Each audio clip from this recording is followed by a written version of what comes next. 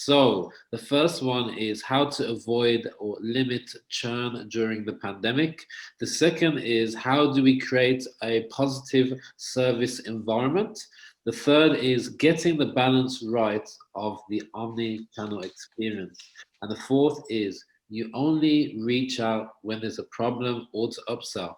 CX-centric conversation. How to avoid or limit churn um, during the pandemic. Who had this one? Would you like to start, please? Yes, sure. Thank you, Jonathan. Okay. We will have need more time because it was really fantastic the discussion we were having at the room. Thank you so much to all the attendees and the ideas they have shared with us. Some of the highlights I may comment about are the following. First one is that banks maybe they have been more focused on acquiring clients than on maintaining clients, and that this has been a shift in the balance in the banks from making clients come to the bank to retaining them properly. So this is very interesting. Then more ideas. For instance, that one was from Larry. Jeff told us that it was important to show clients compassion about the situation and the consequences of the pandemics, showing the customers that the bank was really caring about their customers, that it was important to make easier any transaction for the clients, whether on the online or digital channels or at the branch level, that it was important to remove the obstacles at the branch to make easier all the tough moments we were living. That especially at the time, the any problem, any incident was an opportunity to enhance, to improve the service and the processes we were dealing with through the pandemic. So really close the loop, especially was an opportunity to improve. Then Anna from Germany, she told us that empathy is not longer enough. That is a buzzword, but we need caring, really caring about customers and being more active on what we are offering and how are we supporting the customers. And in this sense, it was really important to reduce friction and making it easier, as Jeff mentioned, to interact with the customers. So banks should show some gratitude to customers for becoming loyal through all this process. Anna from Ukraine, she told, like myself in Mexico, that maybe banks had not been in our country so flexible as expected, and it might be a lost opportunity for the future, that we'll remember that they didn't act as we expect them to do through the pandemic. And maybe these are the main ideas, Jonathan, we have shared. Thank you very, very much, Carlos. Really appreciate that, and appreciate you sharing this. So thank you. So next, maybe we can hear from Rick Denton, please. Hey, buddy. Yes, so I had the pleasure of facilitating a discussion about what does it take to create a great customer service environment. And apologies to the group, because for me to distill this into a couple of minutes is going to absolutely mute some of the great things that were said in the group. So I'll try to give bullets here. But we were represented by Botswana, Ukraine, Pakistan, the US, and had some great insights as we went across them. If I were to say it in a word, and yes, Carlos would 100% agree that it can be a buzzword, but if you actually look at truly what it is, empathy. This is what the group said, is that's how you create that ideal customer service environment, is empathy. John put it in a wonderful way. Put yourself in the customer's shoes, right? Can you experience what the customers experience so that you see it from their lens, not from the banking lens? And we had some great examples, like Yulia talked about how just elevating the visibility of the customer inside the company by bringing them physically in the company. So if you're designing a new UX or something like that, having the product owner sit side by side with the customer as they use it brought insights so quickly, and getting the product and the customer right there next to each other so that they could understand from each other brought that kind of visibility, that insight, and allowed that product person to live in another customer's shoes. Patricia told a great story of how she's working to bring her executives into the physical branches. So we're talking about a banking environment. And so bringing legal, bringing banking, bringing their executives into the branch so that they can see and experience not just what the customer's life is inside the branch, but what the employee's life is inside the branch. We know that you can't deliver a better customer experience than what you provide an employee experience. And so getting that visibility brought some incredible insights. And I liked one thing she said. We talked about trust, right? You see that sometimes, and it's just a dog and pony show to bring your executive through the branch, and everybody smiles and nods and creates this great experience.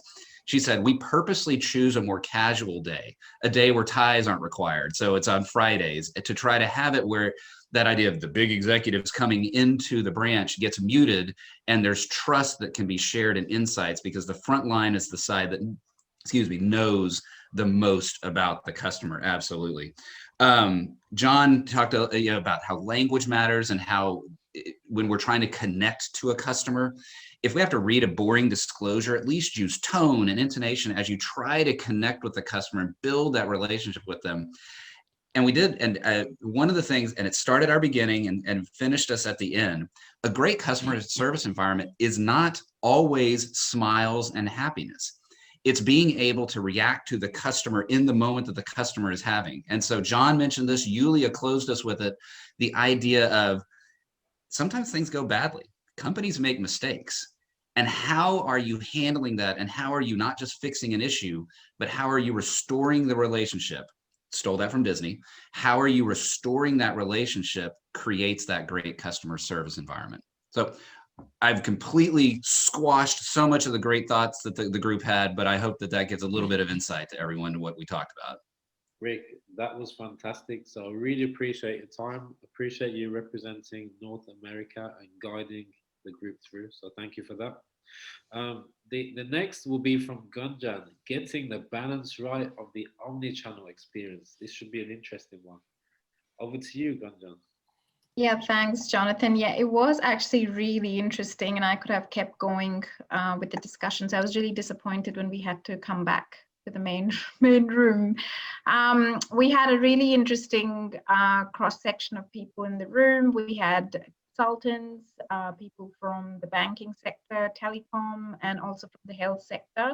So to kind of begin the conversation, one of the things that I wanted to address is the difference between omni-channel and multi-channel experience. A lot of the times when people talk about omni-channel and you really try and dig into what they're talking about, it actually turns out to be a multi-channel experience. So we really explored that further, and one of the things that we all agreed on is before you actually develop an omni-channel experience, it makes sense to ensure that everyone in the room has an understanding of what an omni-channel experience is. The other thing that we really talked about is voice of the customer, what a huge role voice of the customer plays even in determining your omni-channel experience, because at the end of the day, you've got to understand the job that the customer is trying to do. Map out their journey to, and also then map out the touch points that they're interacting with, and that can be physical or non-physical, and that in itself kind of starts your journey on understanding the different channels that your customer is interacting with, and then the experience that you can provide to them on all those channels to ensure that the job that they're trying to complete, they actually finish it and they get a seamless experience. So there was a lot of discussions around not just shoving channels down the customer's throat, but really taking that customer first approach. And then the discussion moved on to, how do you get that balance right between the human touch and between digital? And we talked about COVID and how that has forced a lot of the organizations to go through this rapid digital transformation. And that in some instances is leading to a loss. Sorry, Rick, but there was talk about empathy in our group as well. And, we talked about how the rapid digital transformation is leading to a bit of loss of empathy, which only a human can provide. But and actually Christopher talked about this quite a bit in terms of the emotional fulfillment. So, as part of your omni-channel experience, it's really important to consider at what touch points do you need to provide that emotional fulfillment to your customer, which is when that human touch plays such a huge important role.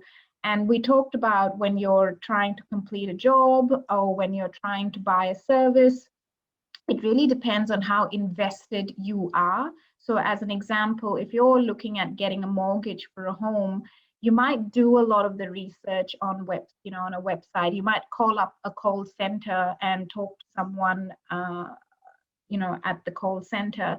But at the end of the day, the deal is sealed with a lot of that human interaction, be it the mortgage broker or be it you going into the bank physically to actually talk to someone, because it is such an emotional roller coaster and a journey. So yeah, so those I could go on and on, like there's heaps of things that I was taking down, but I'm conscious of the time. So those were essentially the main themes that we talked about. Gunjan, thank you very, very much for that summary. I see you covered a lot of ground in that short time, and also really appreciate you putting the effort in, because I know it's very late over in Australia right now. So thank you for that. Last one, we're running a bit over time, but last but by no means least, let's move on to Mandisa. So she had, you only reach out when there's a problem or to upsell. Should we check up on our customers? So Mandisa, how did it go in your group? So firstly, I have to say I had the most engaged group. I've sat in these conversations for almost the whole year, and I must commend my group today. I had a very engaged group, so thank you very much, guys. So there was an agreement across the room where the feeling was that banks generally do not check up on customers. They only do so when there's a problem or when they want to upsell. It's more of a very reactive approach than more of a proactive approach to really reach out to customers. We started off with some insights from Hanif, who felt that it will depend on the customer segment. So you have the retail consumer banking, you have the private banking and corporate banking. The feeling was that it's difficult for the big banks to reach out to your retail consumer, which is a mass market. But you'll find that there's ongoing communication and engagement that takes place in the corporate banking space, and with the private banking space.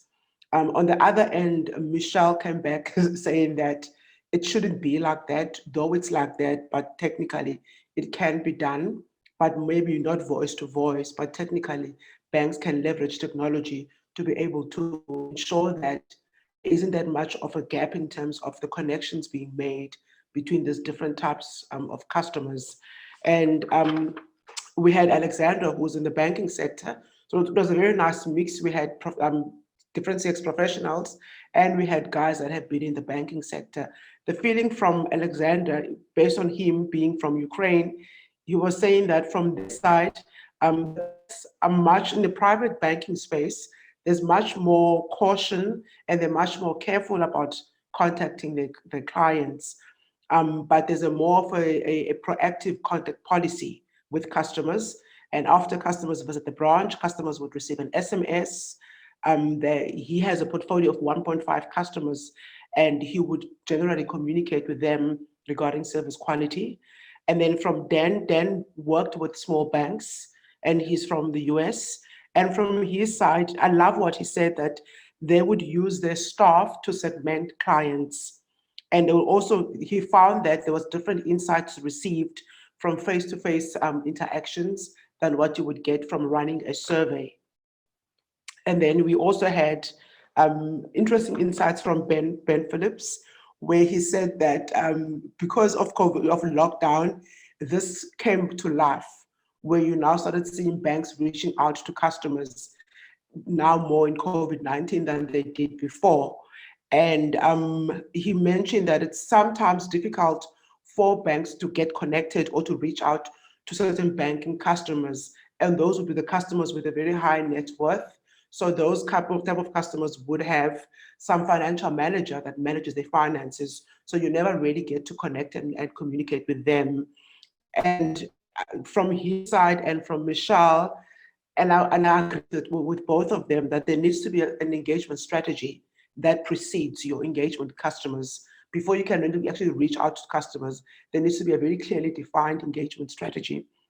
And I think from Anastasia as well, the feeling was the same, that there's more of a reactive culture with banks generally when it comes to engaging with customers.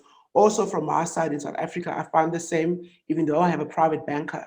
The only time I get to hear from her is when I reach out and there's a problem, but I never hear anything from them proactively.